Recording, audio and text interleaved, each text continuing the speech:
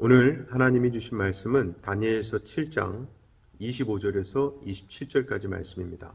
제가 봉독하겠습니다. 그가 장차 지극히 높으신 이를 말로 대적하며 또 지극히 높으신 이의 성도를 괴롭게 할 것이며 그가 또 때와 법을 고치고자 할 것이며 성도들은 그의 손에 붙임 바 되어 한 때와 두 때와 반 때를 지내리라. 그러나 심판이 시작되면 그는 권세를 빼앗기고 완전히 멸망할 것이요 나라와 권세와 온 천하 나라들의 위세가 지극히 높으신 이의 거룩한 백성에게 붙임 바 되리니 그의 나라는 영원한 나라이라. 모든 권세 있는 자들이 다 그를 섬기며 복종하리라. 아멘. 다니엘서에서 계속 전하고 있는 말씀의 핵심은 이 세상에는 두 권세가 있는데요. 하나는 빼앗기고 사라질 권세이고 다른 하나는 영원한 권세라는 겁니다.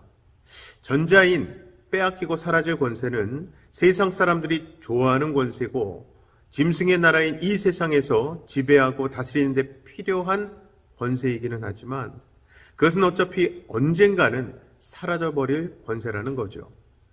그리고 또 다른 권세입니다. 영원한 권세. 이 권세는 주님이 가지고 이 땅에 오실 권세로서 영원하다는 것입니다. 바로 이 권세를 바라보면서 세상에 휩쓸려 살지 않는 사람들이 진정한 신자이고 그런 사람들이 모인 것을 가리켜서 교회라고 하는 것입니다. 그렇게 세상 권세가 아닌 오직 영원한 하나님 나라만을 바라보고 사는 교회라면 그 교회는 한 가지 특징을 갖게 됩니다.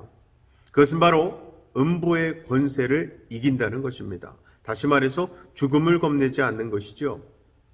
자, 다니엘서를 보면 다니엘이 꿈을 꾸는데 네 짐승이 나오고 그 짐승들은 강하고 무서운 모습을 하고 있으며 그 짐승을 옛적부터 항상 계신 이가 죽이는 이상한 꿈을 꾸는데요. 그 꿈의 내용이 어떤 것인가를 말해주는 것이 바로 오늘 본문 말씀입니다. 그리고 다니엘의 이 꿈은 한마디로 이 땅이 앞으로 어떻게 될 것인가를 말해주는 꿈입니다. 본문장 17절부터 보면 네 짐승은 네 왕인데 큰 나라를 의미합니다. 그런데 그 중에서도 힘센 한 왕이 일어나서 성도들을 핍박하고 짓밟게 되는데 그 기간이 한 때, 두 때, 반 때라고 합니다. 그리고 마지막에는 그 왕을 이길 수 있는 분이 오셔서 심판을 하시는데 바로 그때 그 나라가 망하고 영원한 나라가 온다는 것이죠. 결국 다니엘을 통해서 보여주시는 하나님의 장래일은 너희는 장차 핍박을 받는다. 그러나 두려워하지 마라. 그것을 이기고 승리하시는 분이 오셔서 그 나라를 망하게 하신다는 겁니다.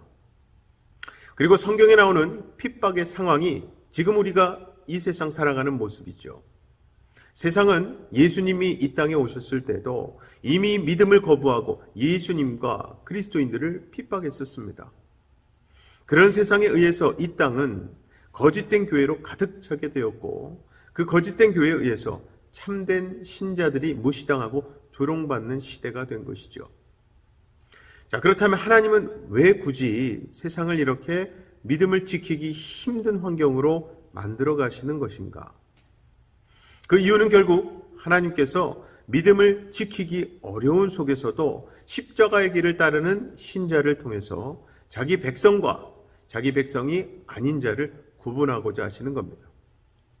이 구분은 자기 백성을 통해서 자기 백성이 아닌 자를 심판하기 위한 구분이기도 하죠. 그리고 그 힘든 때가 오늘 말씀에 보면 한 때, 두 때, 반 때 동안 계속될 것이라고 말씀하는 거예요. 자, 그럼 이 한 때, 두 때, 반 때란 무엇인가? 일단 이것을 합하면 세 때 반이 됩니다. 세 때 반의 의미는 요한계시록 11장 8절 9절을 통해 알 수 있어요. 제가 읽겠습니다. 그들의 시체가 큰 성길에 있으리니 그 성은 영적으로 하면 소돔이라고도 하고 애굽이라고도 하니 곧 그들의 주께서 십자가에 못 박히신 곳이라. 백성들과 족속과 방언과 나라 중에서 사람들이 그 시체를 사흘 반 동안을 보며 무덤에 장사하지 못하게 하리로다. 아멘. 그리고 이제 그 뒤에 이어서 나오는 11절에 보면 이런 구절이 또 있습니다. 3일 반 후에 하나님께로부터 생기가 그들 속에 들어가매 그들이 발로 일어서니 구경하는 자들이 크게 두려워하더라. 즉 다니엘서에 나온 한때, 두때, 반때라는 것은 주님이 당하셨던 이 십자가의 순환을 그대로 이어받는 성도들을 가리키는 것입니다. 이게 어떤 기간을 말하는 것이 아니라 신자는 주님이 당하신 그 순환의 길에 동참해야 할 운명이라는 것을 말씀해 주는 거죠. 그러나 결국 셋대 반, 3일 반 후에는 모든 고통이 끝나고 하나님의 음성 속에 하늘에 올라간다는 것이 신자에게 주어진 장래일입니다. 그래서 본문 26절, 27절에서도 심판이 시작되면 세상 권세는 빼앗기고 천하 열국이 하나님의 백성에게 붙임받는다 말씀하죠. 바로 이것이 신자들의 장래일입니다.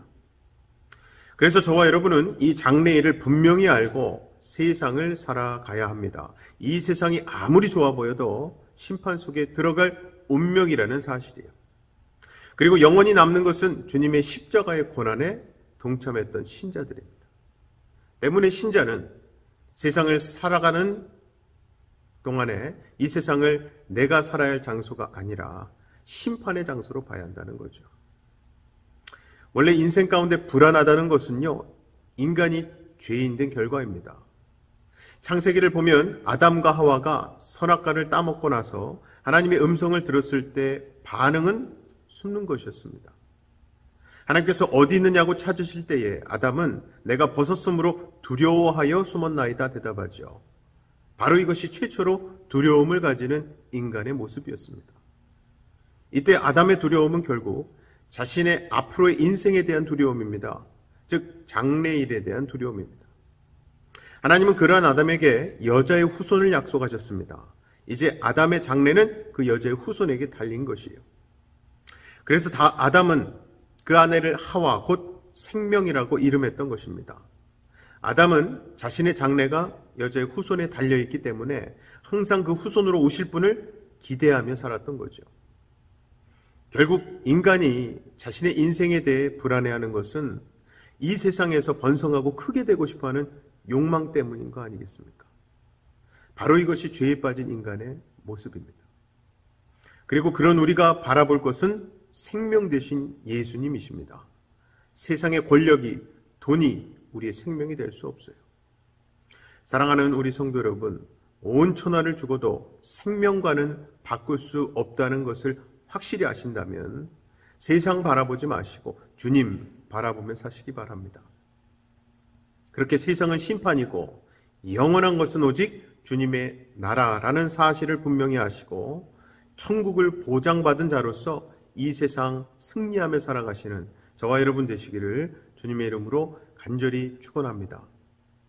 이 시간 우리 다 같이 두 가지 기도 제목 놓고 기도하실 때에 이 세상에 대한 관점이 바뀌길 원합니다. 기도합시다. 결국 심판이 있고 끝이 있을 이 세상, 그래서 더욱더 영원한 생명의 주인 되시는 주님만 바라보게 해달라고, 그래서 우리가 더 이상 불안해하지 않고 항상 담대하게 승리하는 삶 살게 해달라고 기도합시다.